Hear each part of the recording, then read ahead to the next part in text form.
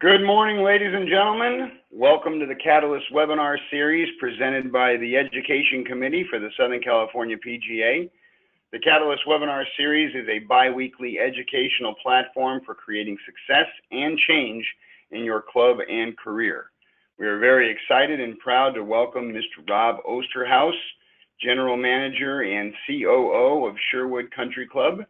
Rob is also an at-large director for the SCPGA Board of Directors, currently presiding as the chairman over the Employment Committee. He's also the co-chair of the Educational Committee that I sit on as well. Rob is going to be presenting this morning on managing through a crisis remotely, and it's kind of fitting this morning. We do have a little bit of a crisis. Rob at Sherwood has no internet, so I will be managing his PowerPoint presentation from my desktop here in Palm Desert, and Rob will be guiding me through the presentation. So kind of a fitting circumstance for managing through a crisis for this week's topic on the Catalyst webinar series. Good morning, Mr. Oosterhuis. How are you today, sir? Great, John. Thanks. Yeah, that's kind of funny and kind of sad at the same time. So thanks for having me today. Thank you. And just we haven't done this type of presentation before with with the administrator managing the PowerPoint. So Rob is actually not on the webinar. He's just calling in. So if I could get a couple of you guys out there, I'm going to pick on some people here. Bob Madsen, Gordon Voss, Nikki Gatch, if you guys can fire a chat at me through your control panel and just make sure, let me know that Rob's audio and my audio sound okay. That would be fantastic. And without any further ado, I'm going to turn it over to you, Rob. Thank you very much. All right, great, John. Well, hopefully we're not talking to each other only here. So I'll give a little bit of background, the first part of this. This is something this topic was something that came up in early November for me, and sort of as we went through it here at the club and just through life in general, thought this would be a good, might be something that would be interesting to talk about. And then John and I talked in December as we were trying to fill up our webinar calendar for the year that, this is one that I wanted to do and sort of do while it was semi-fresh in my head and again, interesting process here. So John, next slide, if you would. So here are the goals for today. Just having right now, hopefully wherever you are, there's calm, and just to have, certainly you've got better awareness of what's going on and what might, go through scenarios and role playing while things are calm. Fortunately, I was lucky. I'd been in a facility. Our corporate entity was very big on planning and action steps and action plans and what to do in various emergencies. So it was decently well versed in what we wanted to do. But we had I would say we had an informal plan of when certain things happen. And so that's what I'd encourage you all to have a formal plan that you get down on paper, and that, hopefully it sits in a drawer, sits saved somewhere, or, as we used to have things just hanging on the wall. So if there's an emergency and there's no power or lights, you go and you grab the plan and you start executing the plan. But again, informally, it's just as important as well that you've got a plan in your mind, a mental checklist, because things might not always be so easy that you can grab a piece of paper or a binder that goes to the checklist of just things that that are really important that you want to make sure you get done during any kind of crisis. And again, get input from everybody else, from your team, from whoever you report to, your board, your owner, the city entity that you work for. I think number one, it shows whatever your position is, I think it shows a certain level of leadership and shows that you're planning for the worst. Doesn't mean you always have to expect the worst, but I think, fortune favors the prepared. And so if you're ready and you've got a plan and, things are, for whatever reason, Murphy's Law, things are less likely to happen to you. So I really encourage that you get that together, get a team going, because I think it's really interesting. No matter how smart or well-versed or experienced you are, you can never think of everything, and you can never think of what everybody else is having to go through in their various work areas as well. So, John, if you go to the next slide. So let me set the stage for November 8th. This is last year. So what's your boy here doing? So top left there's a bed. I'm on vacation. I'm sleeping in. We've got the lady at the bottom left and the bottom right is my wife. To be clear, that picture in the bottom middle says "Make Tiger Great Again." There's no political message. And that the view you see there in the top middle, that's the view from the rooftop bar. Where I was, the hotel where I was staying in Cartagena, Colombia, and that's the two of us, similar shot from the same rooftop. So I'm on vacation. It's November 8th, the morning of November 8th, which was a Thursday, and so we're a couple hours ahead of California time. And so I wake up, my wife's asleep. I just check my phone, just make sure everything's okay with the kids back home. And, then I just start checking the news feed. And John, if you go to the next slide. So what's going on back at home? So November 7th and 8th.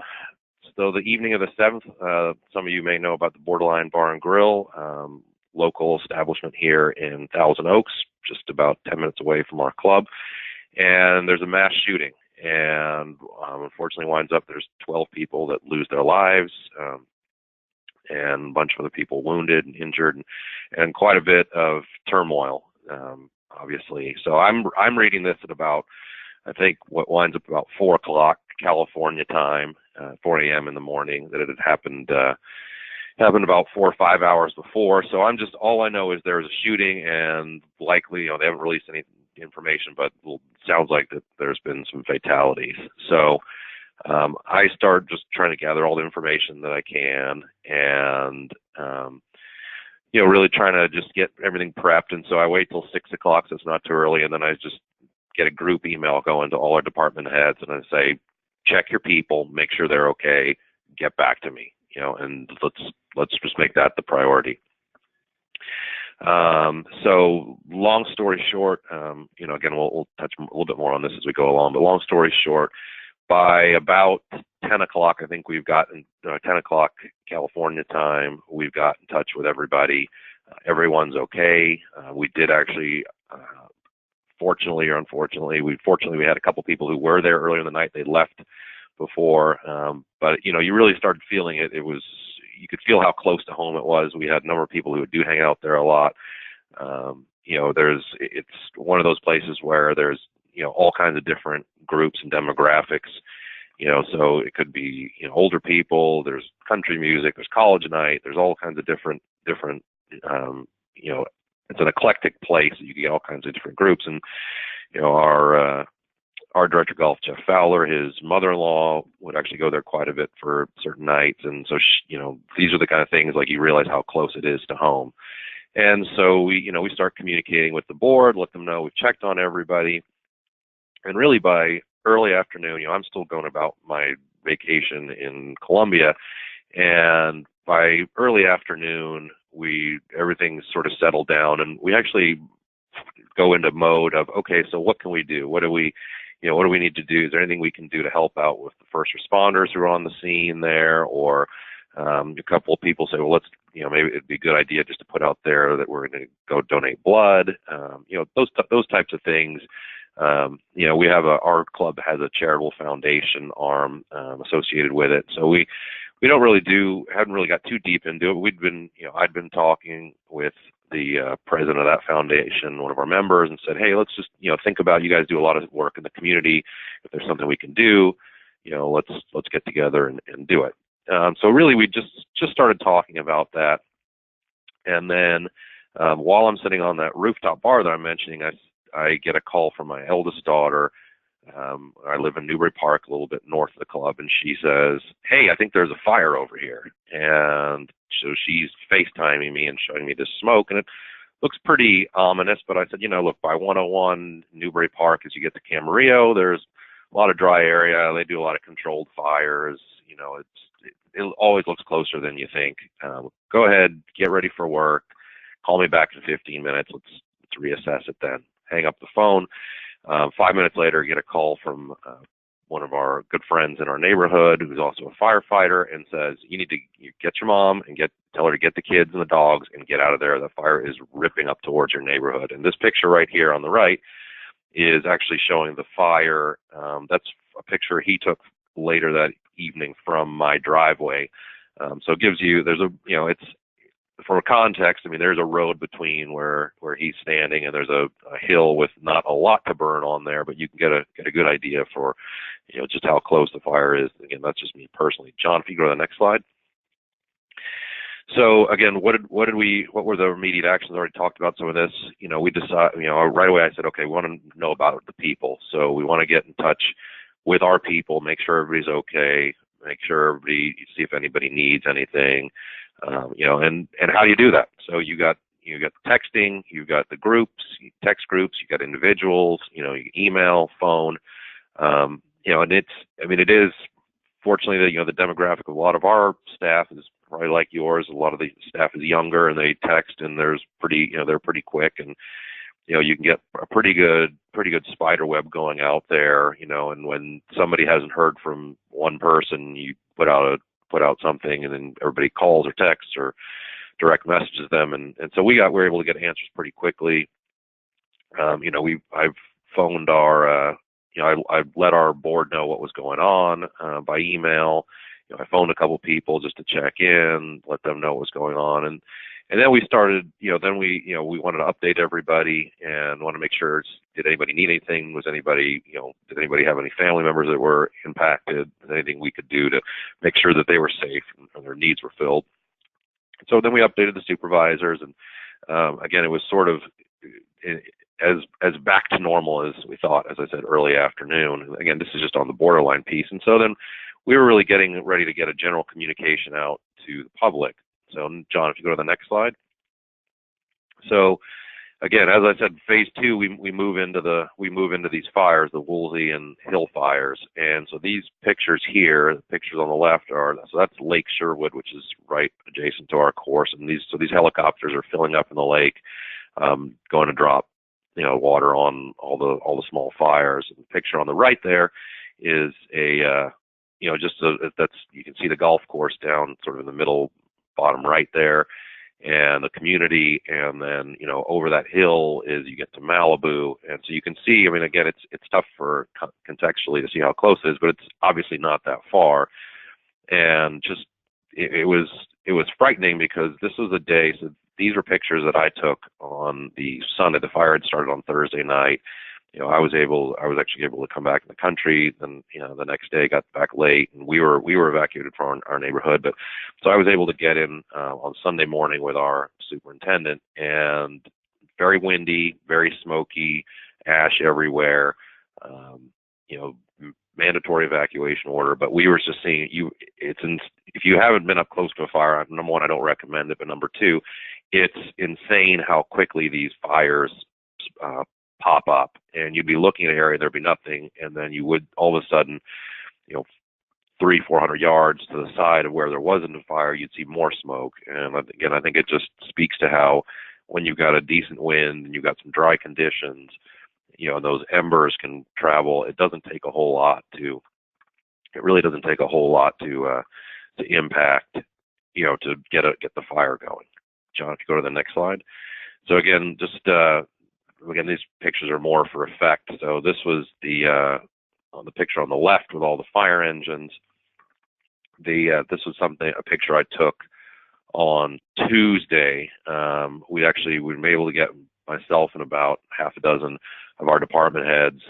We were able to go in, and then pretty quickly the fire really, really ramped up, and fire trucks and police are going through the neighborhood and saying, you guys should get out of here. And when we leave, this is what we see. And this is just a quick snapshot of what I was seeing out of my car, but there were probably close to 100 fire trucks parked all the way from the entrance to our club all the way back to, if you know 101 Westlake Boulevard hits it, so it's all the way from our club back to Westlake Boulevard, and then even starting back up the road there. And then this is what we saw later that night. This is from just the bottom of my street. It looks a little bit closer, and it's, if you keep going past that fire, that heads towards sort of the Malibu area. So the fire was just, that was burning through non-residential areas towards the ocean. So again, good news, but as my 11-year-old boy said when we drove down the street and he saw it, he said, "Dad, it looks like there's lava coming down the hill," and it really did. It really hits you hard when you're that close to it. Next slide, John. So again, what do you do now? So communicate. You've got to make sure that everybody's staying in touch with the teams. That's what we just started. We'd made the decision that the club was going to be closed. We weren't really sure. We were sort of going day to day. Thursday we shut things down early. Friday we said everything was on hold, and then really by Friday night we said, we'll let you know, because it looked like there was no slowing down the fires. But also it's important, to identify who is making decisions. We were using our email system, but we were also using Instagram, and I was reading through the posts again today, with people messaging us like, when are you going to be reopened? And, for the most part, we tried to just have one message go out at night, and I'll talk more about that here in just 1 second, but tried to have one message go out so we weren't answering a million people, or trying to keep up. We wanted people to center their focus on our email blasts. And if there was any major news, then we would put that out by Instagram as well. So we went to, first we had a couple communications a day for the first couple of days, and then we went to just a nightly, really pretty quickly. I think by Saturday, we were just going with a nightly communication. And so what we're putting in that communication. So we'd lead with the people. We'd let everybody know what we knew about, our staff. Again, we were lucky none of our staff was impacted physically or in terms of their homes, but we did have a number of people who were evacuated, and we were also asking members how they're doing. And so we were asking people, please let us know, if you need anything, if there's again, at that time we were kind of hamstrung about what we could do, but we also wanted to know that everybody's homes were fine. And we wound up finding out we had about 4 members who lost homes, 3 of them in Malibu, 1 over in sort of the Thousand Oaks, Westlake area. And then we'd talk about the day and, what was new. We'd try and put in any pictures that were illustrative of what was going on, what was not new, basically what didn't change, and what and what you don't know. Because again, this is where it got really tricky, is because I would be getting emails and phone calls and texts from members, and certain people were saying, well, it's mandatory evacuation. Why is anybody even at the club? And then you get other people saying, well, I can get in the club. Why can't you guys get in the club? Why can't you be cooking? And I think that was again, that's just, I think we were in an unusual spot. We're in a community, so we've got a lot of people who are living here and they can't get out. And so, we're sort of an outlet for people to come and eat and socialize. And, it was a very confusing time, for sure. There were times when I was able to get in, but then manager 15 minutes behind me was not allowed to come in through the certain roads. And so, this is where I stayed in close communication with our board leadership. And, again, I just said, this is silly. We've got people who are displaced, from the staff standpoint, and we can't promise that we can get people in. If we're trying to open a kitchen, you might be able to get myself and a golf professional in, but if you can't get the cooks in, then we're not going to be cooking a whole lot. So, we took a very cautious approach to it. And then there's other steps to that too. There's definitely a safety thing, because you don't want to bring a bunch of people into an area that may be dangerous as well. And so we didn't want to overpromise. We didn't want to speculate. And we would talk about really what we knew in terms of fact. And I would talk about what I saw. And so that was, again, this is my account of what was going on. Next slide, John.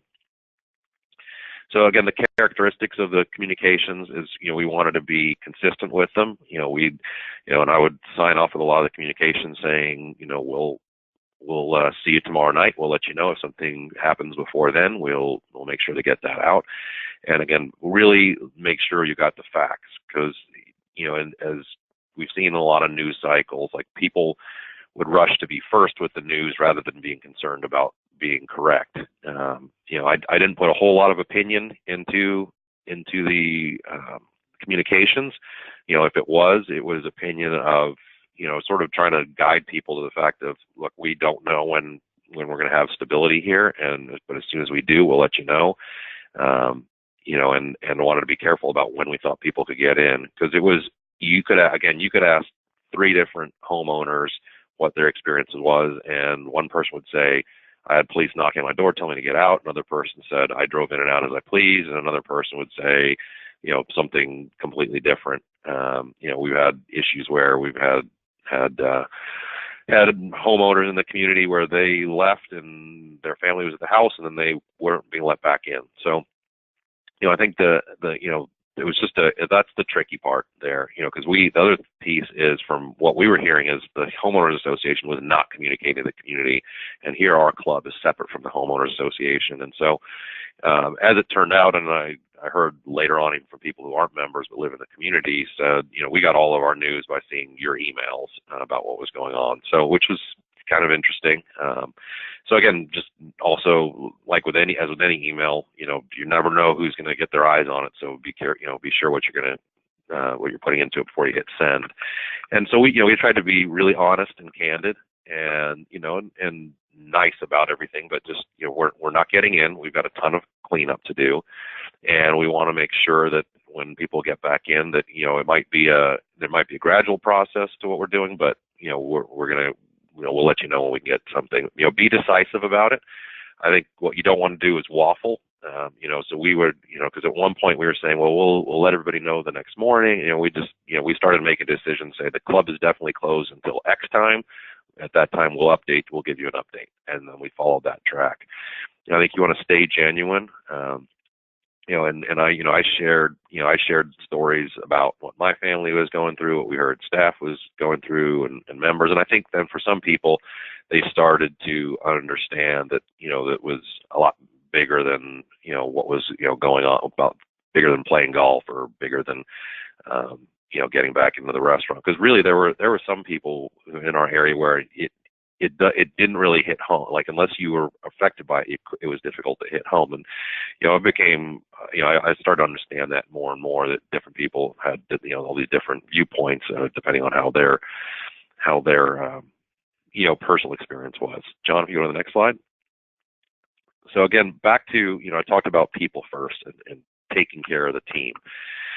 So what how are you messaging to your staff? And again, this is tricky. How are you communicating to them? Is it via text? Is it via email? Is it, how many are phone calls? I think text and email can be tricky, because you usually can't get across the right emotion, but it's also the practical side of us trying to get in touch with 175 people, and I'll let them know things in as real time as possible. And I think one of the things we addressed really quickly, at least I addressed really quickly, was, what are we going to do about pay? We started talking about this on the Saturday night. And it's one thing when you're closed for a couple of days, but what do now, if you're going to be stretching on, we wound up being closed for right at about 7 days, depending on when you identify the closure and the reopening, and we were able to get some people back in. And again, for us, it was, who are we? What's our brand? Again, our people are first. We want to make sure we're taking care of them. Now, there's an insurance piece that we'll talk about in a second. I think you want to understand, this is part of that work you want to do now, and also as you're getting into your, doing your, bidding out your insurance, is what do they cover? What are they covering in terms of, when you have to shut down, when there's an act of God, what will they do for employees? Because and this happened a lot, for those of you who know, I have colleagues in Northern California who dealt with fires as well last year and the year before. At some point, if you just decide you're not going to pay your people, which again is a decision that could be made, or you do or don't pay a certain amount of time, you're now running the risk of, when you reopen, that those people are gone, because there's a certain amount, again, I think there's a practical amount of time that people will wait for their jobs, and then at some point they have to go do something else. And again, I think it's an opportunity to show people, what you can do for them. Again, some of us aren't, depending on our insurances, our financial positions it can be difficult, and I think there's other ways around it as well to just to show them that you care. So another thing we had through our insurance is, and most of you probably have this, and probably most of you never use this, but is an EAP, an employee assistance program. And so what does this do? Employee assistance programs can do a multitude of things. One of the things is they typically offer free sort of mental health counseling, or let's call it counseling. And so it could be about anything. And this is one of those things where you never know how this is going to impact the people around you. For me, it was being concerned about my family and being concerned about the people I work with and the members, and it hits you in different ways. And I mean, again, I can say, as I was putting this webinar together last week and just pulling some pictures and reading old emails and looking at the Instagram posts, and it started like you start to feel like the emotion of being scared and what that means. And so we checked with our insurance. We talked about what it was. I tested out the service. I called up the EAP line. Basically, it's an 800 number, and then they put you in touch with people. And I asked all the questions about, okay, so what if the staff wants to do this, and what if we want to do that? What do they do? And so, again, I had a pretty good sense for what was going on and how we were gonna handle it. The bilingual messaging. We've got a number of staff who are primarily Spanish speakers, and you want to make sure that when you're sending out messaging, especially via text or via email, that they're getting the correct message. And when we decided that we were going to pay people, we wanted to let them know what exactly we were paying, how we were going to manage this, let them know about the EAP program. And so that was our again, fortunately we have bilingual people in certain positions, and our director of human resources was translating this for everybody. And so we get the message out, and you want to make sure you're thanking your team for their patience, because even when you tell people, hey, you're getting paid, people, at least in my opinion, they want to get back to normal. They want to get back to what their life was. And all you're seeing on the news is things about the shooting, and then it's the fires, and you want to show them that you appreciate them, and then ask, look, what other questions or what needs do you have? And again, fortunately, I think as I said, we had a big text group going with our department heads, and it was great because somebody put out a question, and then we could kind of have these debates via text, which is not maybe the most efficient, but it was also a way for us to stay together and to bond and let one another know what was going on, and share stories. And so I think we tried to play devil's advocate and tried to run through the scenarios of frequently asked questions. But again, we put out the question to the team: what is it we can do for you? Next slide, John. And then you got the next steps. So when you can, get together with whoever you can face to face. So we had, again, really sort of in and out of the club for just a few minutes for a few days. So now the fire starts Thursday night. Wednesday, we couldn't get into the club, so we all meet at we all being our department heads. So about 8 of us meet over at one of our department heads' homes. We've got a few other people calling in, and we're just kind of going through the checklist of what we're trying to do, because at that point it looked like the fire was getting contained, and we thought there was a good chance we'd be able to get in to the club over the next 48 hours. And just talking, and again, I think at that time, just speaking for myself, it was good to see people face to face. It was the text and the phone calls, the emails were good, but it was nice to just see people and start talking about what we were trying to do. So as I mentioned before, talk to your insurance. That was a big thing. So the fire starts Thursday night. You start to get a sense of what's going on Friday. It's still a fire that hasn't hit our property, but now Saturday, that there's we're getting a lot of ash. So Saturday night and Sunday morning, we were on the phone with our broker, who's going over our policies with us and talking about what his best recommendations are. He'd just gone through this a year before in Northern California. And so he was able to, with the clubs that he represents up there. And so he was able to tell us, a lot of the steps to take, and, talking about the cleanup and getting back to business. But, what you don't want to do is be in a rush to reopen and then forget about other things that are going to impact you financially. So, again, the big piece for us was cleanup,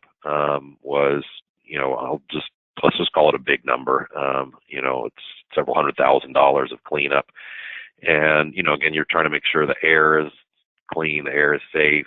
We've got bodies of water in terms of pools that we've got to clean up. You've got tennis courts, you've got, all the insides of the building. I mean, you walk inside the building and all of a sudden you smell smoke and you realize, there's all, now it's, no matter the fact that the doors are shut. Unfortunately, our facility maintenance manager on Thursday night realized when this fire was going, they shut off all the ventilation systems, so we weren't pulling in any smoke. But still, you've got a business where you've got a building where the smoke is going to get in.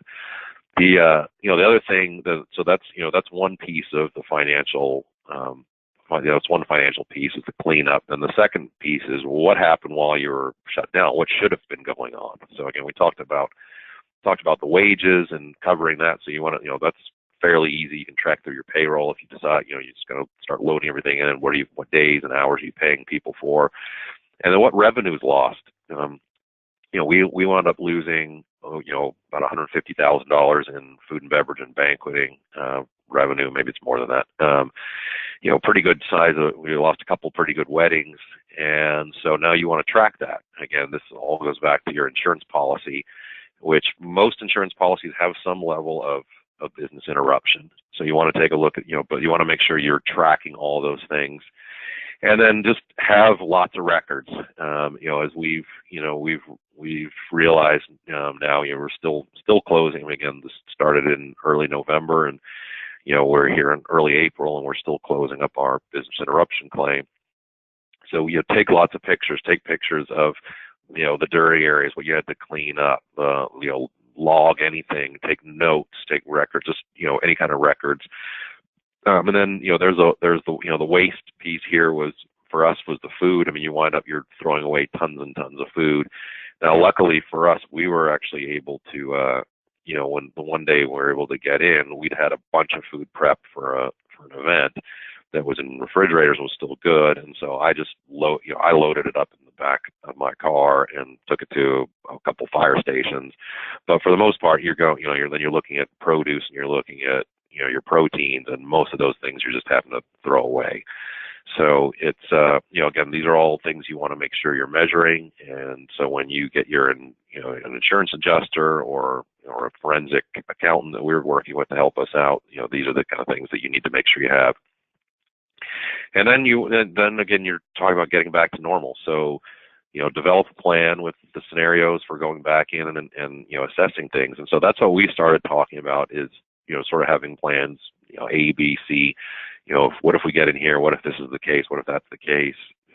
Making sure we could get staff back in. And so, it was all for those of you who've ever opened a facility, whether it's a golf course or a hotel or anything, there's a lot of stuff. It's almost like going through your punch list of things.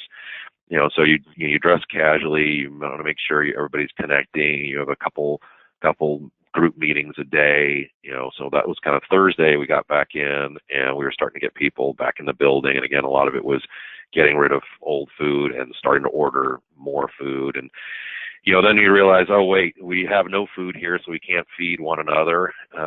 So how do you handle that? I mean, again, these are the small things that you want to make sure you've got these checklists that you're handling. Next slide, John. So again, when is the time? That's just getting back in the building. And so, what's your reopening? What are your contingencies? What do you phase it in? Do you wait till you can open everything at once?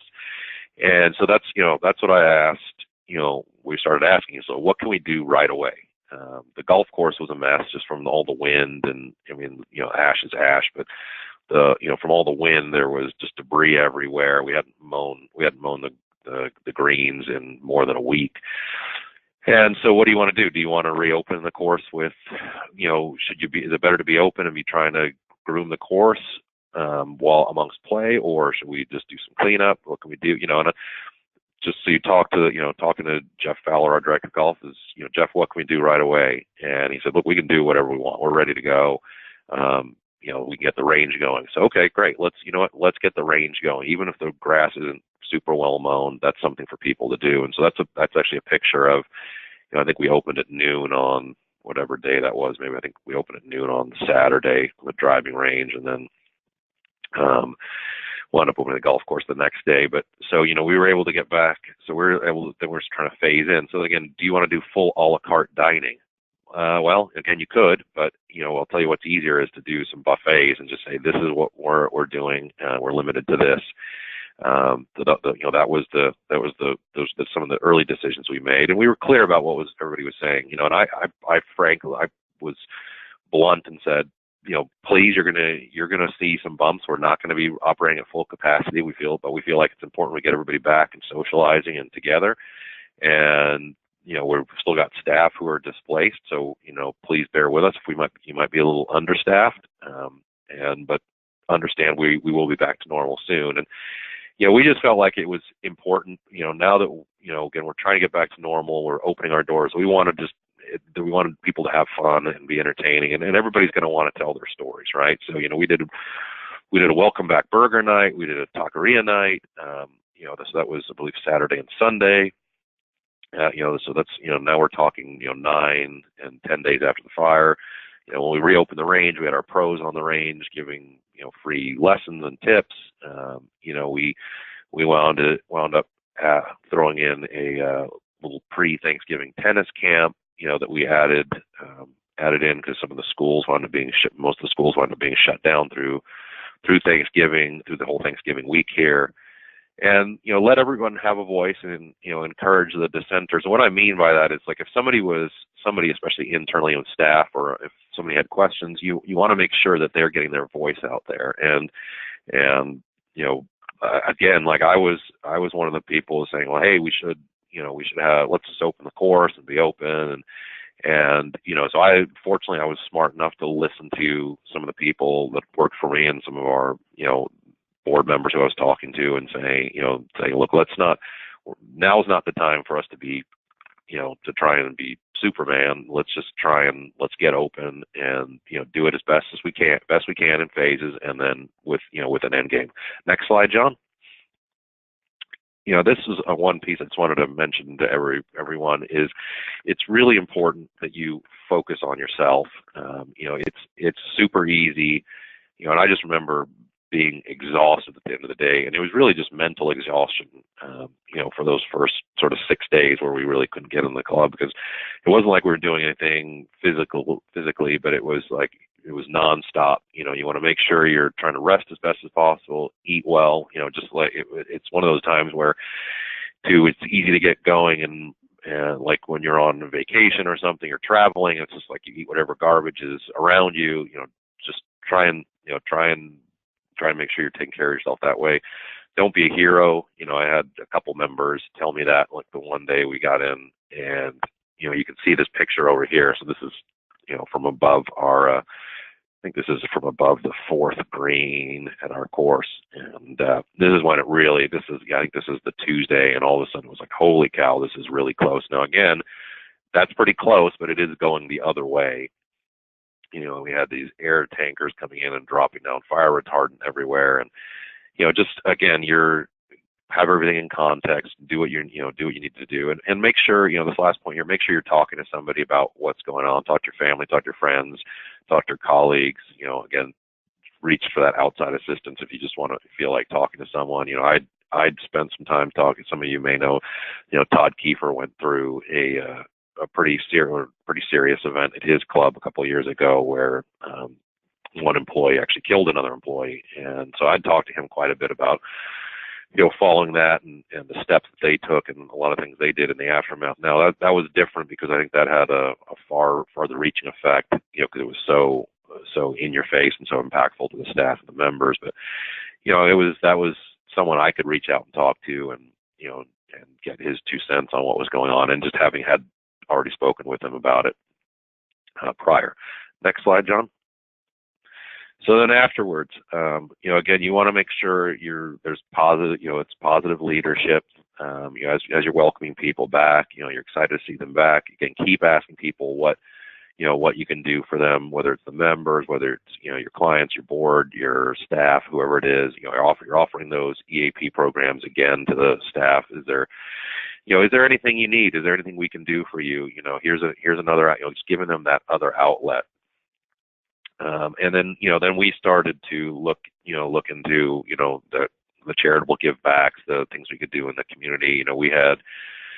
We had a moment of silence, something I asked everybody to do. So that Sunday, this was the first day we were sort of fully open, on the golf course. And so there were 12 people that lost their lives at the borderline. And so I asked everybody, let's just have a moment of silence at 12:12 and think about whatever is important to you. To the right there is a picture of Jason Kaufman, he's holding up a picture of his son Cody, Cody's was a great kid, and he was at borderline, and he actually helped people get out of the building and then went back in to try and help some more, and unfortunately lost his life. And so Jason and I actually connected through just a really odd series of people knowing people, and he came out here and played golf with a bunch of our board members and some of our foundation members, and just really it was a nice day to have. Again, golf doesn't replace a family member, but it was just nice to let him know that there were other people thinking about him. Then there's the other community outreach things that we did. So that's our local fire department, Station 33, and they we gave them a bunch of meals. And really one of my favorite, kind of in the aftermath, one of my favorite things that happened is actually we always feed our fire station. We give them a Thanksgiving meal, and they come over and pick it up, and they drive up in the fire engine. And so they park out front, and typically it's me and a couple of staff members, and we'll take some pictures with them, and just kind of a cool thing. Every now and then there'll be some members or kids by, and they'll come see it. And so we actually just decided that we really wanted to recognize these first responders, and so we we said, hey guys, when are you going to be here? And we set a time, and then we let the membership know. We had probably close to 100 members and their families come out and just say thank you and take a bunch of pictures. And that was a really special time just to see people give back. And I think these firefighters were really, they were really touched by it. I don't think they expected to see it. And later on, I had some of the other first responders that I have some connections with. They came out and played golf, and so again, you want to make sure you're still doing all these things, and then again closing the loop on your messaging. And I sort of wrote one last message to everybody and said, this is sort of going to be my final message on this, and thanked everybody and was looking forward to getting back to normal and just moving forward. Again, moving forward positively. Next slide, John. I won't dwell on this. This is just an invitation for everybody to pause and take a moment of silence. We'll send this out if anybody wants to take a look at it. But again, this was just kind of a lot of reminding of what went on through this through this period. And next slide, John. I think that's probably it. So there's my contact info is there. If anybody wants to reach out, have any more questions. I know John's maybe taking questions right now, and if anybody wants to reach out to me separately, you're welcome to. And then John will be sending out this the PowerPoint and hopefully recording of this later on. John, anything on your end there? No. Well, I think that I had. I don't know if I had. Did you make some changes to the PowerPoint from the time that you had sent it to me the other day? I'm not sure. I'm not positive. Okay, because I think I lost our place on the slide, so I was kind of going up and back to match what you were talking about. Okay. But regardless, what I'm going to do, which is a little different than what we normally do, in addition to the YouTube recording for this morning's presentation, I'm also going to send Rob's PowerPoint out as a PDF, just so that you've if you want to just look at the presentation without the audio on there, you won't have to log into YouTube, but you'll still be able to do that as well. But I don't have any questions, and none have come in on the question board. Okay. But again, you guys, anybody on the call who has questions on this, Rob's contact information is at the end of the PowerPoint. You have access to reaching out to him if you have questions that come up after the fact, or if you have questions you would like to ask me. I could certainly get that information from Rob as well. But thank you very much for taking the time to put together this educational piece for us, Rob. Certainly do appreciate it. And sure. thank you, everybody, for being on the call this morning. We're going to send out the quiz here shortly. Please take the quiz and return it to Sharon Kerfman at skerfman@pgahq.com. A score of 70% or higher will earn 1 MSR credit for being on this morning's Catalyst. And we'll see you guys in 2 weeks on the next Catalyst webinar series. Thank you, everybody. Have a great day. Thank you, Rob. Thanks, John. Take care.